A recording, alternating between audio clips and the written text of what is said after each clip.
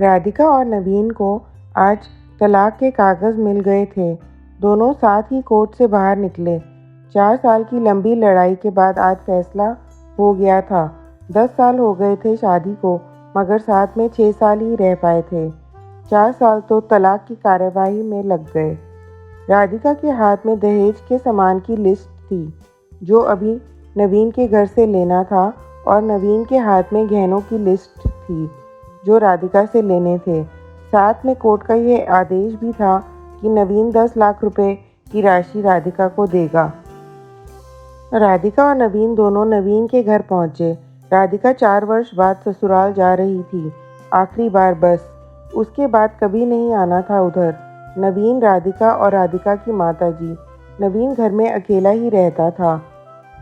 घर में प्रवेश करते ही पुरानी यादें ताज़ा हो गईं। कितनी मेहनत से सजाया था इसको राधिका ने। एक एक चीज़ में उसकी जान बसी थी।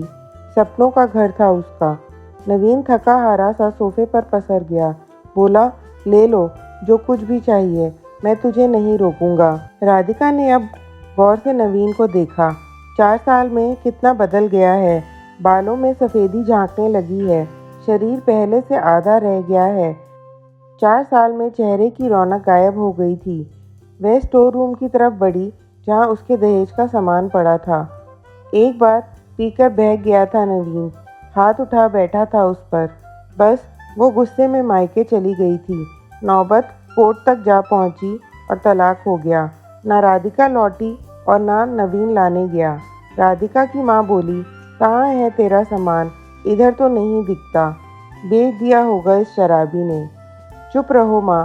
राधिका को न जाने क्यों नवीन को उसके मुंह पर शराबी कहना अच्छा नहीं लगा। फिर स्टोर रूम में पड़े सामान को एक एक कर लिस्ट से मिलाया गया। फिर राधिका ने नवीन को गहनों से भरा बैग पकड़ा दिया।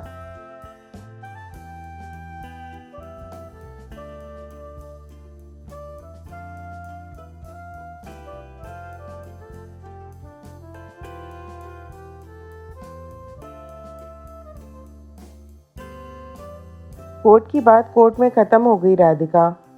वहाँ तो मुझे भी दुनिया का सबसे बुरा जानवर और शराबी साबित किया गया है। नहीं चाहिए, वो 10 लाख भी नहीं चाहिए, राधिका बोली। क्यों? कहकर नवीन सोफे से खड़ा हो गया। बस यूं ही। राधिका ने मुंह फेर लिया। इतनी बड़ी जिंदगी पड़ी है, कैसे काटोगी? ले जाओ, काम आएंगे। इतना कहकर नवीन ने भी मुंह फेर लिया और दूसरे कमरे में चला गया। शायद आंखों में कुछ उमड़ा होगा, जिसे छुपाना भी ज़रूरी था। राधिका की माताजी गाड़ी वाले को फ़ोन करने में व्यस्त थीं। राधिका को मौका मिल गया। वो नवीन के पीछे उस कमरे में चली गई। वो रो रहा था। राधिका ने उसे कभी रोते हुए नहीं देखा था, मगर ज़्यादा भावुक नहीं हुई और बोली, इतनी फिक्र थी तो क्यों दिया तलाक? मैंने नहीं, तलाक तुमने दिया। दस्तखत तो तुमने भी किए। माफ़ी नहीं मांग सकते थे? मौका कब दिया तुम्हारे घर वालों ने? जब भी फ़ोन किया, काट दिया। घर भी आ सकते थे, हिम्मत नहीं थी। राधिका की माँ आ गई। वो उसका हाथ पकड़कर बाहर ले गई। अब क्यों मुंह लग रही हो इसके? अब तो रिश्ता भी ख़त्म हो गया। माँ बेटी बाहर बरामदे में सोफे पर बैठकर गाड़ी का इंतज़ार करने लगी। राधिका के भीतर भी कुछ टूट रहा था। दिल बैठा जा रहा था। जिस सोफे पर बैठी थी उसे गौर से देखने लगी। कैसे कैसे बचत करके उसने और नवीन ने वो सोफ़ा खरीदा था। पूरे शहर में घूमी, तब यह पसंद आया था। फिर उसकी नज़रें सामने तुलसी के सूखे पौधे पर गईं। कितनी प्यार से देखभाल किया करती थी। उसके साथ तुलसी भी घर छोड़ गई। घबराहट और बढ़ी तो वह फिर से उठकर भीतर चली गई। माँ ने पीछे से पुकारा, मगर उसने अनसुना कर दिया। नवीन बेड पर उल्टे मुंह पड़ा था।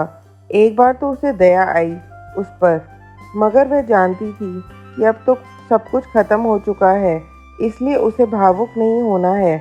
उसने कमरे को देखा। कितने सुनहरे दिन थे वो। इतने में माँ फिर आ गई। हाथ पकड़कर फिर उसे बाहर ले गई। बाहर गाड़ी आ गई थी। सामान गाड़ी में डाला जा रहा था। राधिका सुन सी बैठी थी। नवीन गाड़ी की आवाज़ सुनकर बाहर आ गया। अचानक नवीन कान पकड़कर घुटनों के बल बैठ गया। बोला, मत जाओ, माफ़ कर दो। शायद यही वो शब्द थे जिन्हें सुनने के लिए 4 साल से तड़प रही थी। सब्र के सारे बांध एक साथ टूट गए।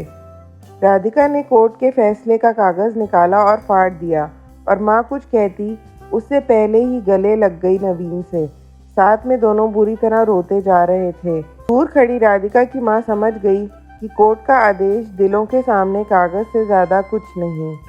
काश उनको पहले मिलने दिया होता।